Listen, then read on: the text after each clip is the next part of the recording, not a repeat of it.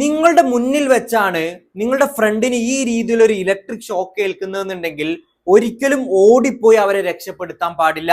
നമ്മൾ അവരെ പോയി തൊട്ട് കഴിഞ്ഞാൽ നമുക്കും വൈദ്യുതിയേറ്റ് മരണം വരെ സംഭവിക്കാവുന്നതാണ്.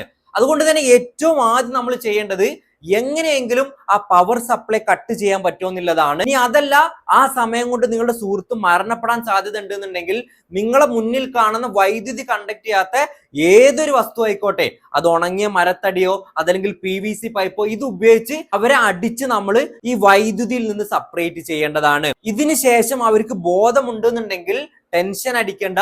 എന്നാലും ചിലപ്പോൾ ഉള്ളിൽ ഡാമേജ് സംഭവിക്കാം, അതുകൊണ്ട് ഹോസ്പിറ്റലിൽ നിർബന്ധമായിട്ടും പോവേണ്ടതാണ്. ഇനി ബോധം നഷ്ടപ്പെട്ടിട്ടുണ്ട് പക്ഷെ ശ്വാസം എടുക്കുന്നുണ്ട് എങ്കിൽ നിങ്ങൾ ഞാൻ ഈ കൊടുത്ത റിക്കവറി പൊസിഷനിൽ കിടത്തിയാൽ മാത്രം മതി. ഏറ്റവും അവസാനമായിട്ടുള്ളത് ബോധമില്ല, അതുപോലെ ശ്വാസം എടുക്കാൻ പറ്റുന്നില്ല, നമുക്ക് പൾസ് നോക്കുമ്പോൾ പൾസും ഫീൽ ചെയ്യുന്നില്ല എന്നുണ്ടെങ്കിൽ ഉടനടി CPR സ്റ്റാർട്ട് ചെയ്ത് നമ്മൾ ഹോസ്പിറ്റലിലേക്ക് കൊണ്ടുപോയി അവരുടെ ജീവൻ രക്ഷിക്കേണ്ടതാണ്.